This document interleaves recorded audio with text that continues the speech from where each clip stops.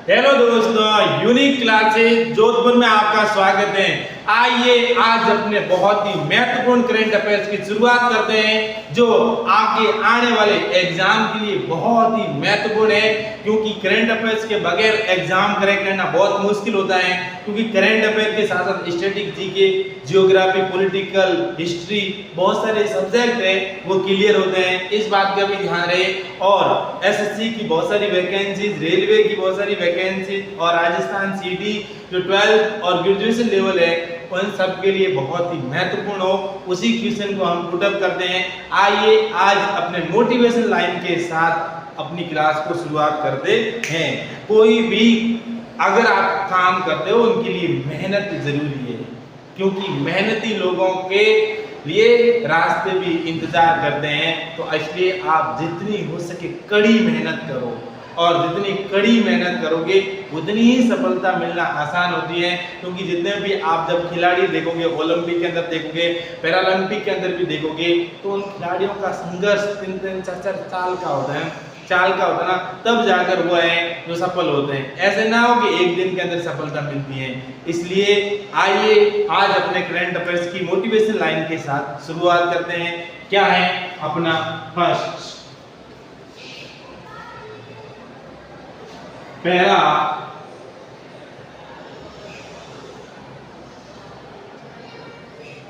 Olympic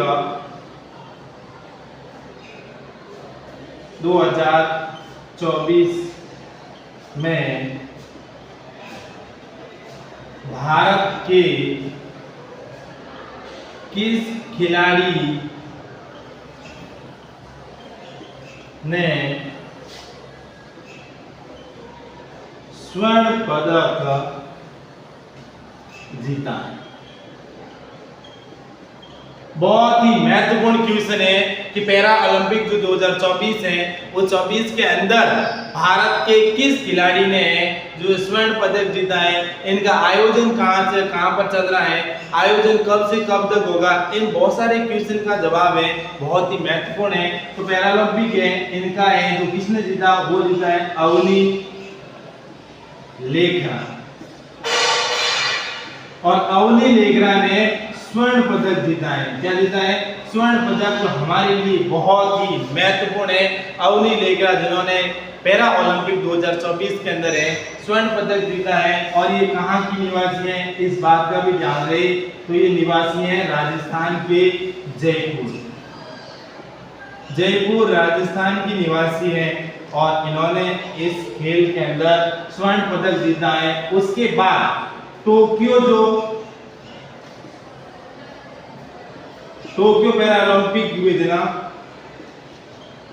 और Tokyo Paralympic जो 2020 और 2021 के अंदर हुए थे ना, और उसके अंदर भी इसने स्वर्ण पदक जीता था। इस बात का भी ध्यान रहे, किसने जीता था? अवनी लेखरा ने। और अवनी लेखरा भारत की पैरालंपिक बहुत ही महत्वपूर्ण खिलाड़ी है। किस खेल के लिए है? तो इनका खेल है वो है 10 मीटर एयर पिस्टल।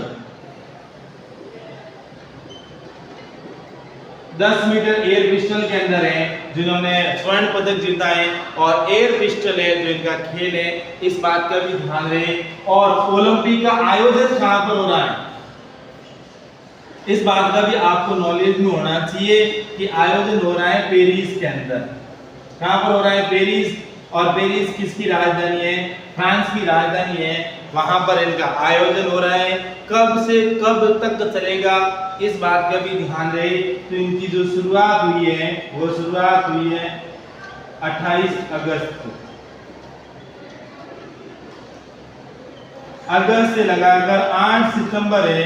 8 सितंबर तक इस खेल का आयोजन होगा, और इस खेल ये कितने दिन तक चलेगा। और ये भारत के लिए बहुत ही गर्व का पल है, क्योंकि भारत ने जो पैरा ओलंपिक शुरुआत से ही कुछ ही टाइम के अंदर ये स्वर्ण पदक जीता है। और हमारे लिए ये सबसे बड़ी उपलब्धि है, क्योंकि इसने लगातार 2 गोल्ड मेडल जीते हैं। टोक्यो ओलंपिक के अंदर भी जीता है, और पेरिस ओलंपिक के अंदर भी गोल्ड मेडल जीता है। उसके बाद देखो हमारे लिए इससे भी बहुत बड़ी उपलब्धि और क्या है कि भारत के अब तक कितने पदक जीते हैं भारत ने। ये भी आपको नॉलेज होना चाहिए। तो पेरिस पैरा ओलंपिक,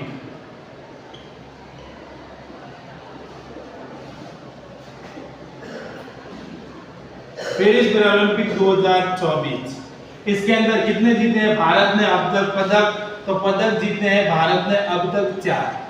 कितने जीते हैं? 4 पदक जीते हैं। उनमें से 1 गोल्ड, 1 सिल्वर और 2 कांस्य पदक जीते हैं। गोल्ड जीतने वाली है वो है अवनी लेखा, और उन्होंने कौन सा पदक जीता? वो पदक जीता गोल्ड, इस बात का भी ध्यान रहे।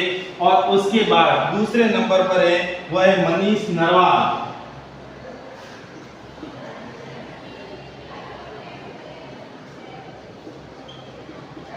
और मनीष नरवाल ने सिल्वर मेडल जीता है। इस बात पे भी ध्यान रहे क्योंकि ये बहुत ही महत्वपूर्ण है आने वाले एग्जाम के अंदर। और उसके बाद देखो मोना अग्रवाल है, मोना अग्रवाल ने कांस्य पदक जीता है। कौन सा पदक जीता है? कांस्य पदक जीता है। इस बात का भी बहुत ही महत्वपूर्ण है। और उसके बाद और नंबर है प्रीति पाल, और प्रीति पाल ने भी कांस्य पदक जीता है। ये भारत के लिए बड़ी उपलब्धि है क्योंकि जो थोड़े समय पहले ही जब पैरा ओलंपिक जो ओलंपिक गेम हुए थे 2024 के अंदर इतना प्रदर्शन नहीं रहा था जितना प्रदर्शन इस खेलों के अंदर रहा है भारत का। ये बहुत ही महत्वपूर्ण है। उसके बाद क्या कहता है अगला क्वेश्चन और अगली सीरीज क्या कहते हैं, बहुत ही महत्वपूर्ण है। क्या है देखो, अगला क्वेश्चन नंबर 2, राष्ट्रीय शिक्षक दिवस 2024 में कितने प्रभावशाली शिक्षकों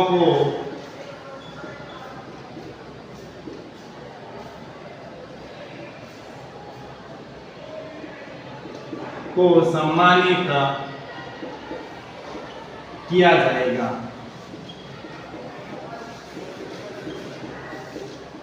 जो हमारे देश के अंदर एजुकेशन के लिए क्रांति लाने वाले और एक गुरु को हमेशा ही समाज के अंदर एक उच्च स्तर का दर्जा मिलता है, इसलिए हमारी सरकार भी है उनकी महान और उनकी प्रभावशालीता को बढ़ावा दे रही है ताकि हमारे समाज के अंदर बहुत ज्यादा उन्नति आ सके। इसी बात को ध्यान में रखते हुए जो हमारा राष्ट्रीय शिक्षक दिवस है उस अवसर पर 50 से जो टीचर्स हैं शिक्षकों को है जो सम्मानित किया जाएगा। कितने शिक्षकों को सम्मानित किया जाएगा? 50 शिक्षकों को है सम्मानित किया जाएगा। कब सम्मानित किया जाएगा इस बात का भी ध्यान रहे, तो ये है 5 सितंबर, क्योंकि 5 सितंबर को एक शिक्षक दिवस मनाया जाता है डॉक्टर सर्वपल्ली राधाकृष्ण की याद में, जो भारत के महान गुरु थे, भारत रत्न विजेता थे और देश के उपराष्ट्रपति थे। इस बात का भी ध्यान रहे, उन्हीं की याद के अंदर हमारा देश के अंदर शिक्षक दिवस मनाए जाते हैं और इस दिन इन शिक्षकों को सम्मानित किया जाएगा। और इसके साथ इनको 50,000 रुपए जो रुपए हैं इनको एक नकद के रूप में इनको पुरस्कार राशि दी जाएगी और इसके साथ में इनको और बहुत सारी चीजें दी जाएगी। एक रजत पदक दिया जाएगा और इसके साथ में एक प्रशस्ति पत्र भी इनको दिया जाएगा राष्ट्रपति के द्वारा। और इन बात को भी ध्यान रहे कि इन शिक्षकों को सम्मानित कौन करेगा, तो सम्मानित करने का काम करेगी हमारे देश की राष्ट्रपति और उस देश की राष्ट्रपति का नाम है द्रौपदी मुर्मू। क्या नाम है हमारे देश की राष्ट्रपति का? द्रौपदी मुर्मू, जो इन शिक्षकों को क्या करेगी? सम्मानित। ये बहुत ही महत्वपूर्ण है, इससे बहुत सारे क्वेश्चन क्लियर होते हैं। क्या क्वेश्चन क्लियर होते हैं कि शिक्षक दिवस कब मनाया जाता है? तो 5 सितंबर को मनाया जाता है। कौन सम्मानित करेगी? द्रौपदी मुर्मू। कितने शिक्षकों को सम्मानित करेगी? 50। इनको क्या क्या देगी? तो 50,000 रुपए नकद देगी, एक रजत पदक देगी और एक प्रशस्ति पत्र देगी। किनकी याद में मनाते हैं? तो डॉक्टर सर्वपल्ली राधाकृष्ण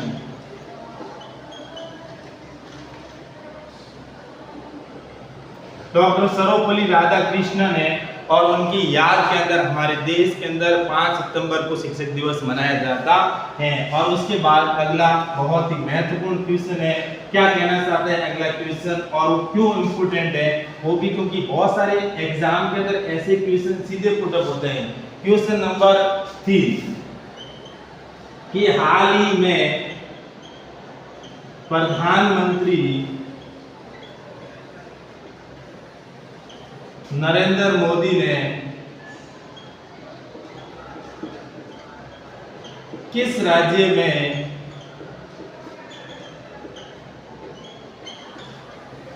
वर्धमान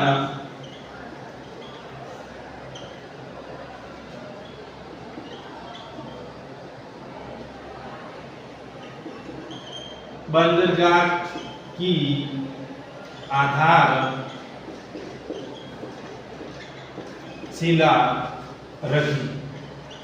बहुत ही महत्वपूर्ण क्वेश्चन है कि भारत के प्रधानमंत्री नरेंद्र मोदी ने किस राज्य के अंदर है जो वर्धमान बंदरगाह है, जो भारत का सबसे बड़े बंदरगाहों में से एक होगा, इस बात का भी ध्यान दें। और ये बहुत ही महत्वपूर्ण है क्योंकि भारत सरकार के लिए कुछ समय पहले ही न्यूज आई थी कि अगर भारत के अंदर विकसित देश बनाना है तो विकसित देश के लिए बड़े बड़े बंदरगाहों का होना बहुत जरूरी है, क्योंकि बंदरगाहों के माध्यम से ही हमारा व्यापार है वो बहुत ही तेजी से बढ़ेगा।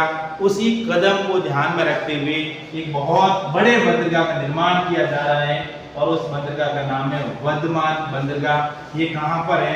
ये है महाराष्ट्र के अंदर। जहां पर महाराष्ट्र के अंदर इनका निर्माण किया जाएगा और इनकी लागत आएगी और वो लागत आएगी 73,000 करोड़ रुपए। कितने करोड़ रुपए आएगी? 73,000 करोड़ रुपए है जो इनकी लागत आएगी और इनकी लागत के साथ ही देश के अंदर बहुत सारे लोगों को रोजगार मिलेगा और इसके लिए लगभग 12 लाख लोगों को रोजगार मिलेगा। कितने लोगों को रोजगार मिलेगा? 12 लाख लोगों को है इसके अंदर रोजगार मिलेगा और ये भारत का बहुत ही महत्वपूर्ण है। और इसका उद्देश्य क्या है, इनका निर्माण क्यों किया जा रहा है, इस बात का भी ध्यान रहे। और हमारे लिए ये क्यों महत्वपूर्ण है, क्योंकि समुद्री जो संपर्क है उनको बढ़ावा मिलेगा। किसका बढ़ावा मिलेगा? जो समुद्री संपर्क है ना,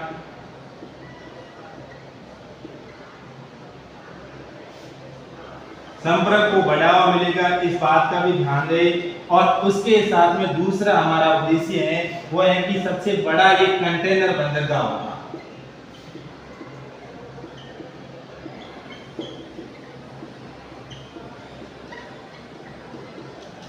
ये भारत का सबसे बड़ा कंटेनर बंदरगाह होगा, क्योंकि अभी तो भारत के अंदर जो जवाहरलाल नेहरू पोर्ट है वो सबसे बड़ा बंदरगाहों में से एक है, लेकिन इसके बाद जो बढ़ेगा ये बनेगा वर्धमान है जो बंदरगाह है, ये सबसे बड़े कंटेनर बंदरगाह होगा। ये बहुत ही महत्वपूर्ण क्वेश्चन है क्योंकि आने वाले एग्जाम के अंदर ऐसे क्वेश्चन है जो आवश्यक रूप से पूछ सकते हैं। और उसके बाद मैं कुछ सीरीज की ओर बढ़ूंगा क्योंकि सीरीज के क्वेश्चन भी बहुत सारे महत्वपूर्ण क्वेश्चन होते हैं। क्या कहता है सीरीज का क्वेश्चन? देखो, एक रेखा होती है जिसको कहते हैं कारमन रेखा। कारमन रेखा क्या है? जब आपके सामने ऐसा क्वेश्चन आ जाता है कि कारमन रेखा क्या है, तो आप इनका उत्तर क्या लिखोगे? क्योंकि बहुत सारी वैकेंसीज के अंदर क्वेश्चन लिखने पड़ते हैं, बहुत सारे रिटन एग्जाम होते हैं, ऑब्जेक्टिव टाइप के नहीं होते हैं, उसके अंदर बहुत सारे क्वेश्चन आते हैं कि कारमन रेखा क्या है। तो कारमन रेखा वो है कि ये हमारा जो ये पृथ्वी है हमारी और ये है अंतरिक्ष। क्या है? ये है पृथ्वी और ये अंतरिक्ष, और इनके जो मध्य की जो दूरी होती है ना, जिससे पृथ्वी और अंतरिक्ष को दोनों को अलग करती है, और इनकी दूरी लगभग पृथ्वी से 100 किलोमीटर दूर होती है। इस मध्य की दूरी को कहते हैं कारमन रेखा। जो ये मध्य की दूरी होती है ना, इस मध्य की दूरी को कहते हैं कारमन रेखा। किसके मध्य? पृथ्वी और अंतरिक्ष के मध्य जो दूरी होती है, धरातल के और जो अंतरिक्ष के मध्य जो दूरी होती है, उस दूरी को कहते हैं कारबन रेखा। इस बात को भी ध्यान रहे। और हमारा अगर वीडियो पसंद आए तो शेयर, लाइक एंड सब्सक्राइब जरूर करें, और आपको ट्यूशन कैसे लगे इनके लिए कमेंट जरूर